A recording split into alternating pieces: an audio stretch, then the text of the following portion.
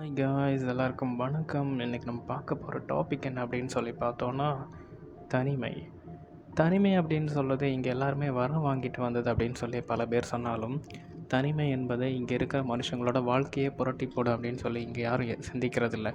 இங்கே இருக்கிற மனுஷங்கள் யாரும் புத்தர் மாதிரி ஒரு நெல்லி மரத்தடியில் உட்காந்து போதனைகள் கேட்கவும் இல்லை தியான நிலையில் உட்காரவும் இங்கே வரல. இந்த பிறவி என்பது உன்னுடைய வாழ்க்கையை வாழ்ந்து முடிக்கிறதுக்காக தான். அப்படி தனிமையை ஃபீல் பண்ணுறவங்க என்னெல்லாம் பிரச்சனைக்கு உள்ளாகிறாங்க, என்னெல்லாம் அடிக்ஷன் ஆகுறாங்க அப்படின்னு சொல்லிட்டு கொஞ்சம் விஷயம் சொல்கிறேன். உங்களுக்கு பிடிச்சிருந்தா லைக் பண்ணி ஷேர் பண்ணுங்கள், சப்ஸ்கிரைப் பண்ணுங்கள்.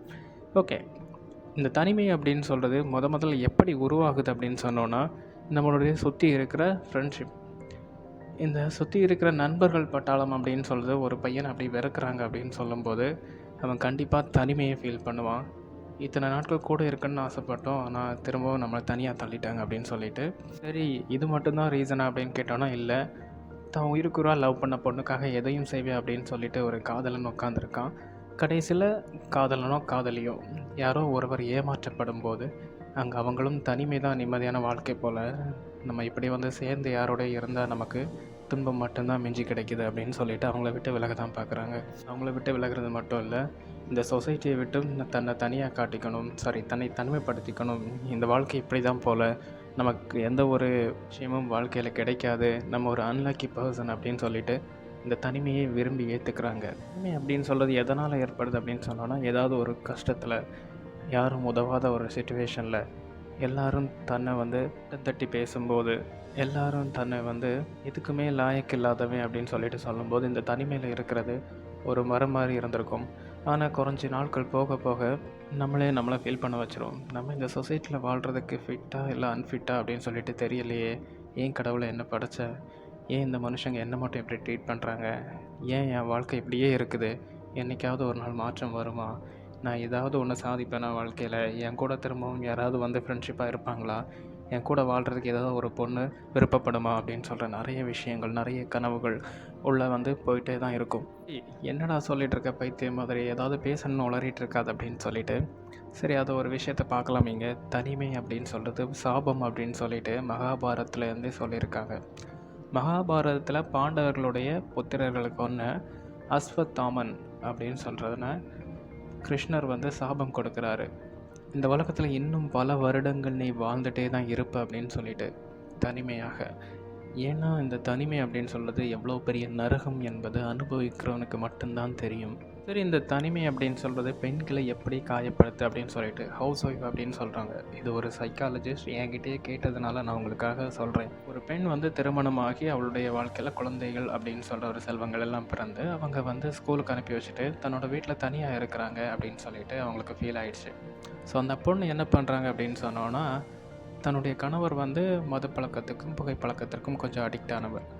ஸோ சில காலங்கள் போக போக சரி இதை நம்ம யூஸ் பண்ணி பார்த்தா எப்படி இருக்கும் அப்படின்னு சொல்லிட்டு, ஏன்னா வீட்டில் காலையில் 8 மணிலேருந்து சாயங்காலம் 6 மணி வரைக்கும் குழந்தைகள் வீட்டுக்கு வரதில்லை. ஸோ அதனால் இவங்க இதை டேஸ்ட் பண்ணி பார்ப்போம் அப்படின்னு சொல்லி அந்த தனிமையை உணர ஆரம்பித்து ட்ரக்ஸ் அடிக்ட் ஆகிட்டாங்க. சரி, இது மட்டும்தான் அப்படின்னு கேட்டோன்னா இல்லை, மொபைல்ஸில் சோசியல் மீடியா, இந்த சோசியல் மீடியாவை யூஸ் பண்ண எல்லாருக்கும் ஒரு க்யூரியாசிட்டி வரும். ஒரு ஆண், அதாவது தன்னுடைய பொண்டாட்டியை வந்து கொஞ்சறதை விட இன்னொரு பொண்ணை கொஞ்சறது இந்த ஆண்களுக்கு ரொம்ப பிடிக்கும். ஏன் அப்படின்னு சொன்னோன்னா, கிளி மாதிரி ஒரு பொண்டாட்டி இருந்தாலும் குரங்கு மாதிரி தானே ஒன்று கேட்குது இங்கே எல்லாருக்கும். ஸோ எங்கேயோ இருக்கிற பொண்ணு அழகாக இருக்கமா அப்படின்னு சொல்லிட்டோன்னா, கேட்கும்போது தனியாக இருக்கிற பொண்ணுக்கு சரி நம்ம கூட பேசுகிறதுக்கு ஆதரவாக ஒரு மனுஷன் இருக்கார் அப்படின்னு சொல்லிட்டு வந்துடும். இந்த ஒரு விஷயம் நாளடைவில் தகாத உறவாக போயிடுது. ஸோ இந்த மாதிரிப்பட்ட விஷயத்தினால ஒரு பொண்ணு என்ன பண்ணுறா அப்படின்னு சொன்னோன்னா, தன்னுடைய நியூடு, அதாவது ஆடை இல்லாத நிர்வாண புகைப்படங்களை அவன் கேட்டால் கூட ஒரு ஆசையில் அனுப்பி வைக்கிறா. லோன்லினஸ் எந்த அளவுக்கு கொண்டு போய் விடுதுன்னு பாருங்கள். சரி, கடைசியாக அந்த பொண்ணு சரி இதெல்லாம் நம்ம பண்ணுறது தப்பு அப்படின்னு சொல்லிட்டு வெளியே வர போகிற நேரத்தில் சில ஆண்கள் மிரட்டுறாங்க, சில பேர் அதை கண்டுக்காமல் விட்டு போயிடுறாங்க. ஸோ இந்த மிரட்டுற ஆண்கள்கிட்ட மாட்டிக்கிறவங்க இன்னும் அவங்களோட வாழ்க்கை வந்து இன்னுமே சிக்கலாக போயிட்டுருக்கு அப்படின்னு சொல்லிட்டு, எப்படியும் நம்ம தனிமையில் இருந்து இதெல்லாம் பண்ணிகிட்ருக்கோம், வீட்டுக்கு தெரிஞ்சால் பெரிய பிரச்சனையாகி போகும், என்ன பண்ணுறது தெரியலை அப்படின்னு சொல்லிட்டு தன்னுடைய வாழ்க்கையை தானே அழிச்சிக்கிறவங்களும் இருக்காங்க. இன்னும் சில பெண்கள் இதிலேருந்து வெளியே வரணும் அப்படின்னு சொல்லிட்டு அந்த சொல்யூஷனை தன்னோட ஃப்ரெண்ட்ஸ் கிட்ட கேட்டு அதுலேருந்து வெளியே வந்தவங்களும் இருக்காங்க. சில பேர் இதை ஃப்ரெண்ட்ஸுக்கிட்ட சொன்னால் தப்பாக நினச்சிப்பாங்களோ, இல்லை ஹஸ்பண்ட் கிட்ட சொன்னால் தப்பாக நினச்சிப்பாங்களோ, ஸோ இந்த மாதிரிப்பட்ட விஷயங்களை எல்லாம் பண்ணிட்டேனே இந்த சொசைட்டியே சீப்பாக நினைக்கும் அப்படின்னு சொல்லிட்டு வாழ்க்கையே வெறுத்து போனது மாதிரி ஒரு வாழ்க்கை வர ஆரம்பிச்சிடுறாங்க. சைக்காலஜி படி பார்த்தோம் அப்படின்னு சொன்னோன்னா, புகழ்ச்சிக்கு இங்கே யாரும் அடிமைகள் தாங்க. இங்கே ஒரு மனுஷனை புகழ்ந்துட்டே இருக்கோன்னு சொன்னோன்னா ஏதோ டாப்பில் கொண்டு போய் வைக்கிறோன்னு அர்த்தம். டாப்பில் அந்த புகழ்ச்சி இருக்கும்போது அவன் ஒரு சின்ன தப்பு செய்ய ஆரம்பிச்சிட்டான் அப்படின்னு சொன்னோன்னா அவனுக்கு தூக்கி கீழே போட்டு மிதிக்கிறதுக்கு எல்லாரும் ரெடி ஆகிட்டாங்க அப்படின்னு சொல்லிட்டு தான் அர்த்தம். ஸோ இதுக்கான சொல்யூஷன் என்ன? ஒரு தனியாக ஒரு பெண் வந்து வீட்டில் இருக்கிறா, அவளுக்கு எந்த மாதிரியான விஷயங்கள் எல்லாம் செஞ்சால் இதுலேருந்து ரிலீஃப் கிடைக்கும், தனிமையை போக்குறதுக்கான வழிமுறைகள் தான் இது. இருக்க மாடர்ன் சொசைட்டியில் ஹஸ்பண்ட் ஒர்க் போகிறாங்க, ஒய்ஃப் வீட்டில் இருக்கிறாங்க. மேபி ரிச்சாக கூட இருக்கலாம், இல்லை புவராக இருக்கலாம். தன்னுடைய லைஃப் ஸ்டைலுக்கு அவங்க ஹஸ்பண்ட் சரி வேணாம், நீ இந்த விஷயம் பண்ண வேணாம், நானே ஒர்க் பண்ணி ஃபேமிலியை பார்த்துக்கிறேன் அப்படின்னு சொல்லிட்டு இருக்கலாம். இந்த ஒரு விஷயத்தினால தனிமையை ஃபீல் பண்ணுறவங்க அப்படின்னு சொன்னால், கண்டிப்பாக உங்கள் குழந்தைகள் எல்லாமே ஸ்கூலுக்கு அனுப்பின அப்புறமா கொஞ்சம் ரிலாக்ஸாக உங்களோட பிடிச்ச விஷயங்களை பண்ணுங்கள். சில பேருக்கு வந்து இங்கே சமைக்கிறது பிடிக்கும், சில பேருக்கு ட்ராயிங்ஸ் பிடிக்கும், சில பேருக்கு கவிதை எழுதுகிறது பிடிக்கும், சில பேருக்கு கதைகள் எழுதுறது பிடிக்கும். உங்களுக்கு ஒரு புத்தகத்தை எடுத்து வச்சுட்டு உங்களுக்கு என்ன பிடிக்குதோ அதை எழுதுங்க. ஃபஸ்ட்டு உங்கள் மனசில் இருக்கிற எல்லா விஷயங்களும் நீங்கள் எழுதி எழுத்துப்பூர்வமாக ஒரு ரெக்கார்டாக சேமித்து வைங்க. அதுக்கு பேர் என்ன சொல்லலாம் அப்படின்னு சொன்னோன்னா, ஆட்டோபயோகிராஃபி அப்படின்னு சொல்லலாம். தன்னை பற்றிய சுயசரிதை அப்படின்னு சொல்லிட்டு கூட சொல்லிக்கலாம். சில விஷயங்கள் நம்மளால் மாற்றிக்கொள்ள முடியாது அப்படின்னு சொல்லிட்டு, அதாவது ஒரு விஷயம் 21 நாட்களுக்கு மேலே நம்ம அந்த விஷயத்தை கடைபிடிக்க ஆரம்பிச்சிட்டோம் அப்படின்னு சொன்னோன்னா, அந்த ஒரு விஷயம் நல்ல விஷயமா இருந்தால் நம்மளுடைய வாழ்க்கையை மாற்றி கொண்டு போயிட்டே இருக்கும் நல்ல பாதையில். நீங்கள் புக்ஸ் ரீட் பண்ணலாம். ஏதாவது ஒரு புக்ஸ் உங்களுக்கு பிடிச்ச புக்ஸ் ஏதாவது ரீட் பண்ணுறதுக்கு பிடிக்கல அப்படின்னு சொன்னோன்னா, அதோட ஆடியோ வந்து கூகுளில் அவைலபிளாக இருக்கும். அந்த ஆடியோவை டவுன்லோட் பண்ணி கேட்டுகிட்டே இருக்கலாம். சரி, இந்த புக்ஸில் இதுதான் சொல்ல வராங்களா அப்படின்னு சொல்லிட்டு. ஒரு மனுஷன் எப்போ தன்னை தப்பு பண்ணிட்டவன் அப்படின்னு நினைக்கிறானோ அப்போவே அவன் தப்பு பண்ணதுலேருந்து வெளியே வந்துடுறான் அப்படின்னு சொல்லிட்டு கிறிஸ்தவ வேத நூலான பைபிள் கூட சொல்லுது. என்னப்பா உன் இஷ்டத்துக்கு நீ சொல்லிட்டு போகிற, எனக்கு இந்த விஷயத்துலலாம் இன்ட்ரெஸ்டே வர மாட்டேங்குது, சோசியல் மீடியாவில் அடிக்டடாக இருக்கிறேன், எனக்கு அந்த இடத்த விட்டு வெளியே வர்றதுக்கு தெரியலை, எப்படி பண்ணுறது அப்படின்னு சொல்லிட்டு எனக்கு ஒரு விஷயம் சொல்ல அப்படின்னு சொன்னோன்னா, உங்கள் வீட்டில் நீங்கள் டெய்லி பண்ணுற ஒரு ரொட்டீன் ஒர்க் அப்படின்னு சொல்கிற விஷயத்தையே நீங்கள் அதை கொஞ்சம் ஸ்லோவாக உங்கள் வீட்டில் இருக்கிற டைமுக்கு ஏற்ற மாதிரி பண்ணிகிட்டே இருக்கலாம். அதுக்கு ஒரு சின்ன ஷெடியூல் வேணால் இதில் போட்டு வைக்கிறேன், அதை முடிஞ்சுன்னா ஃபாலோ பண்ணுங்கள். ஏன்னா குழந்தைகளெல்லாம் வீட்டில் ஸ்கூலுக்கு அனுப்பிட்டு நம்ம அப்படி ஃப்ரீயாக தான் இருப்போம். ஸோ இந்த ஃப்ரீயான நேரத்தில் ஒரு கப் காஃபி எடுத்துக்கலாம். ஒரு கப் காஃபி உங்களுக்கு பிடிச்ச மாதிரி ப்ரிஃபர் பண்ணலாமே. Cold coffee, hot coffee, so chocolate mix up, ஏதாவது ஒன்று, கேப்பச்சினோ, இந்த மாதிரி ட்ரை பண்ணலாம். நீங்கள் புதுசாக ட்ரை பண்ணலாம். நீங்கள் உங்கள் காஃபியை அடுத்தவங்க குடிக்கணும்னு ஆசைப்பட வேணாம். நம்ம ஃப்ரீயாக இருக்க நேரத்தில் நமக்கு பிடிச்சது மாதிரி ஒரு காஃபி செஞ்சு அதை ஒரு 10 நிமிஷம் மெதுவாக குடிச்சிக்கலாமே. அதை குடிச்சிட்டு ஒரு கொஞ்சமாக ஒரு மெலடி சாங் கேட்டுக்கலாம். கேட்டுட்டு ஒரு எக்ஸசைஸ் பண்ணிகிட்டே இருக்கலாம். திரும்ப வீட்டுக்குள்ளேயே ஒரு 10 நிமிஷம் ஸ்லோவாக அப்படியே நடந்து கொஞ்சம் சுற்றி வரலாம். அப்புறமா வந்து நம்மளுடைய வீட்டில் இருக்கிற டெய்லி ரொட்டீன் ஒர்க்கு, நம்ம வீட்டில் இருக்கிற துவைக்கிற வேலை, கிச்சன் ஒர்க்கு, இந்த ஒர்க் எல்லாமே கொஞ்சம் கொஞ்சமாக நம்ம ரெடி பண்ணிட்டு வரலாம். இடங்கள்லாம் நம்ம டான்ஸ் ஆடுறது பிடிக்கும் நிறைய பேருக்கு. ஆனால் வீட்டில் மற்றவங்க முன்னாடி ஆடுறது எப்படின்னு சொல்லிட்டு நமக்கே கொஞ்சம் ஷையாக இருக்கும். ஆனால் வீட்டில் லோன்லியாக இருக்கிறவங்க இதெல்லாம் பண்ணலாமே. நமக்கு பிடிச்ச ஒரு குத்து சாங், இல்லை ஒரு மெலடி, இதை போட்டுட்டு ஒரு பரதநாட்டியம், இல்லை நமக்கு பிடிச்ச மாதிரி ஒரு ஃபோக் டான்ஸ், ஏதாவது ஒன்று ட்ரை பண்ணலாம். ஏன்னா நம்மளை பார்க்க போகிறது யாரும் கிடையாது. வீட்டுக்குள்ளே லோன்லியாக இருக்கிறது சரி, இந்த ஒரு விஷயம் பண்ணால் எப்படி இருக்குன்னு சொல்லிட்டு ட்ரை பண்ணி பாருங்கள். ஏன்னா ஒரு வீடியோ சாங்கை போட்டு வச்சுட்டு அது மாதிரி ஆடி பார்க்கலாம். பிடிச்சிட்டு மதுப்பிரியர்கள் தான் உட்காந்து ஒவ்வொரு பஸ் ஸ்டாப்லேயும் உட்காந்து கம்பியை பிடிச்சிட்டு ஆடிட்டு இருக்காங்களா, எங்களே அந்த மாதிரி நினச்சிட்டேன்னு சொல்லாதுங்க. ஏன்னா இங்கே இருக்கிற லோன்லினஸுக்கு இது ஒரு நல்ல பெட்டர் சொல்யூஷனாக இருக்கும். சும்மா இருக்கிற நேரத்தில் கைகளில் உள்ள காலில் உள்ள கட்டவர்களை அழுத்தி கொடுங்க. ஏன்னா கை கால் கட்டவர்கள் அழுத்தி கொடுக்கறது ஒரு மைண்ட் ரீசெட் ஆப்ஷன் அப்படின்னு சொல்கிறது மாதிரிப்பட்ட விஷயம். ஏன்னா நம்மளுடைய மைண்டு வந்து எப்போவுமே ஏதாவது ஒரு திங்கிங்கில் இருந்துகிட்டே இருக்கும். உங்கள் மைண்டை கொஞ்சம் ஸ்லோ பண்ணணும், என் மைண்டு வந்து வேறு தாட்டுக்குள்ளே போகக்கூடாது அப்படின்னு சொல்லும்போது கை காலில் உள்ள கட்டவர்களுக்கு அவ்வளோ பவர் இருக்குது அப்படின்னு கேட்டோன்னா, நிறைய சயின்டிஸ்ட் சொன்னது என்னென்னா, நிறைய வேர் முடிச்சுக்கள், அதாவது நியூட்ரான்ஸ் எல்லாமே அதில் ட்ரிகர் பண்ணுறதுனால ஒர்க்காக ஆரம்பிக்குது அப்படின்னு சொல்லிட்டு. ஸோ இதை நீங்கள் ட்ரை பண்ணி பார்க்கலாம். இதை மாந்திரீகம் பண்ணுறவங்க கூட கட்டை விரலை வந்து ரொம்ப அழுத்தி பிடிச்சிட்டு உங்களுக்கு வந்து லெமன் ஜூஸ் கொடுப்பாங்க.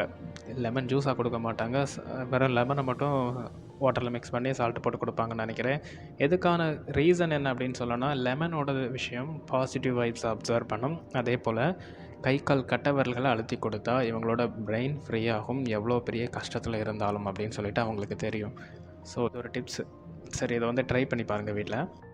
இன்னும் சில பேர் கேட்ட ஒரு விஷயம் என்னென்னா, சார் நான் லோன்லியாக இருக்கும்போது என்னோடய ஹஸ்பண்ட் பக்கத்தில் இருக்கணும்னு ஆசைப்பட்றேன். எனக்கும் வந்து உடல் ரீதியான தேவைகள் இருக்க தானே செய்யும் அப்படின்னு சொல்லிட்டு. ஸோ அப்படி ஃபீல் பண்ணுறவங்க மட்டும் இந்த மாஸ்டர்பேஷன் அப்படின்னு ஒரு விஷயத்த சுய இன்பம் அப்படின்னு சொல்கிற ஒரு பழக்கத்தை நீங்கள் வந்து யூஸ் பண்ணிக்கலாம். ஆனால் இது வந்து வீக்லி 4 டைம்ஸ் அதுக்கு மேலே வந்து ட்ரை பண்ணாதுங்க. ஏன்னா எக் கவுண்ட் அதிகமாக கம்மியாகும்போது உங்களோட பாடியில் இருக்க எனர்ஜியும் கம்மியாகும். அதேபோல் இதுக்கு அடிக்ட் ஆகாமல் பார்த்துக்குங்க. ஓகே. அதுக்கப்புறமா கொஞ்சம் ஃப்ரீ டைம் கிடைக்கும். போய் ஷவர் பண்ணிவிட்டு கொஞ்சமாக மெலடி சாங் கேட்டுட்டு, சமைச்ச விஷயங்கள சாப்பிட்டுட்டு, ஏன்னா குழந்தைங்க கிளம்புறதுக்கு முன்னாடியே சமைச்சிருந்தீங்கன்னா ஓகே. அதுக்கப்புறம் உங்களுக்கு ஏதாவது ஸ்வீட் ஐட்டம்ஸ் வந்து சாப்பிட தோணுச்சு அப்படின்னு சொன்னால், நீங்கள் சமைச்சு சாப்பிட்டுக்கலாம். தென் ஏதாவது ஒரு மூவிஸ் டெய்லி ஒரு மூவி பார்க்குறது கொஞ்சம் வழக்கமா வைங்க. ஏன்னா அப்போ தான் உங்களுக்கு டைம் பாஸ் ஆகும். ஒரு 2 ஹவர் அப்படியே தாண்டி போகணும் அப்படின்னு சொன்னோன்னா, அவங்களுக்கு கொஞ்சம் டைம் பாஸ் கிடைக்கும். அதேபோல் காலையில் ஒரு 30 மினிட்ஸ், ஈவினிங் ஒரு 13 மினிட்ஸ் ஏதாவது ஒரு காமெடி சீன்ஸ், ஏதாவது ஒரு விஷயம் இதுக்கு கொஞ்சம் பார்த்துட்டு ரெஸ்பான்ஸ் கொடுத்துட்டு போங்க. மொபைலை அவங்க கையிலேயே எடுத்து உட்காந்து பார்த்துக்கிறதுக்கு இது ஒரு விஷயமா இருக்கும். ஏன்னா சோசியல் மீடியாவில் நான் அடிக்டடாக இருக்கேன், என்னோடய லைஃப் தப்பாக போயிடுமான்னு யோசிக்கிறவங்க இந்த மாதிரிப்பட்ட விஷயங்களை பண்ணலாம். அல்லது யூடியூப்ஸ்லேயும் ஏதாவது ஒரு மீம்ஸ் அல்லது காமெடிஸ் ஏதாவது பார்க்கலாம். தென் உங்களுக்கு ஈவினிங்கும் டைம் கிடைக்கும். கொஞ்ச நேரம் தூங்கிக்கலாம், இல்லை ஏதாவது மெலடி சாங் கேட்டு திரும்ப ஒரு டீ குடிக்கலாம். குழந்தைங்க ஸ்கூல்லேருந்து வந்த அப்புறமா அவங்களுக்கு கூட சேர்ந்து கொஞ்சம் விளையாடலாம். அப்புறமா கொஞ்சமாக ட்ராயிங்ஸ் இல்லை அவங்க படிக்கிற நேரத்தில் நீங்கள் ஏதாவது ஒரு விஷயத்த எழுதி பார்க்கலாம். ஒரு விஷயம் என்ன நடந்துச்சுன்னு சொல்லிவிட்டு ஒரு டைரியில் எழுதி வைக்கலாம். அப்புறமா தூங்குறதுக்கு முன்னாடி இன்றைக்கி என்னெல்லாம் பண்ணோம், யார் கூட எல்லாம் பேசினோம், இன்றைக்கி எந்த விஷயங்களும் எல்லாம் எனக்கு பிடிச்சிருந்து, உங்களுக்கு பிடிச்ச மனுஷங்களை பற்றி ஒரு விஷயம் எழுதலாம். அதே போல் உங்களுக்கு இன்றைக்கி என்னெல்லாம் நாளைக்கு பண்ணணுன்னு தோணுதோ அதெல்லாம் ஃபோனில் ரெக்கார்ட் பண்ணி வைக்கலாம். இல்லை ஒரு நோட்ஸில் நோட் பண்ணி வைக்கலாம். இதே உங்கள் வாழ்க்கையில் அப்படியே ரொட்டீனாக கொண்டு வந்தீங்க அப்படின்னு சொன்னால், இன்றைக்கி குழந்தைங்களுக்கு என்ன சமைக்கலாம், ஒரு சின்ன ஷெடியூல் மாதிரி போட்டுக்கலாம். ஸோ இந்த மாதிரிப்பட்ட சின்ன சின்ன விஷயங்கள் பண்ண நம்மளுடைய வாழ்க்கையில் ஒவ்வொரு டைமும் மாறிக்கிட்டே இருக்கும். நம்ம ஏன் தப்பான விஷயங்களுக்கு போயிடுறோம்? தனிமை வந்து நம்மளை இவ்வளோ தூரத்துக்கு கொண்டு போனால் இல்லை போகுமா அப்படின்னு சொல்லிட்டு இங்கே நிறைய பேர் பயப்பட்டுட்டே இருக்காங்க. ஸோ இதுலேருந்து வெளியே வர்றதுக்கு இந்த ஒரு சொல்யூஷன் தான். ஏன்னா இங்கே இருக்கிற மனுஷங்க எல்லாமே தனக்கு தேவையான நேரத்தில் யூஸ் பண்ணிக்கவும் தயங்க மாட்டாங்க. என்னுடைய வாத்தியார் அடிக்கடி சொல்லிக் கொடுத்த விஷயம், உனக்குள் புதையலை தேடு.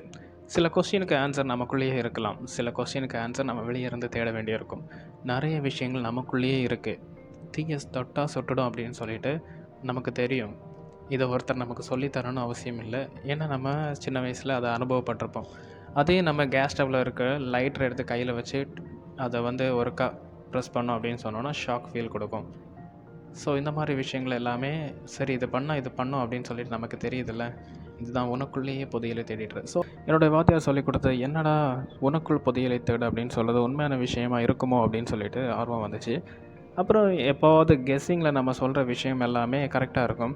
அதுக்கு நமக்குள்ளே 1000 எக்ஸ்ப்ளனேஷன் இருக்கும். இருந்தாலும் சில விஷயங்கள் வந்து அவங்க எக்ஸ்பிளைன் பண்ணும்போது, ஓஹோ நம்ம நினச்சது கரெக்டாக தான் சொல்கிறாங்க, சரி ஓகே அப்போ நமக்குள்ளேயும் நிறைய டேலண்டஸ் இருக்கும் போல், ஓகே அப்படின்னு சொல்லிட்டு நம்மளே சாந்தப்படுத்திப்போம். இங்கே மேக்ஸிமம் யூடியூபர்ஸ் தன்னுடைய குக்கிங் வீடியோஸை போட்டு அவங்க ஏர்னிங் பார்த்துட்ருக்காங்க.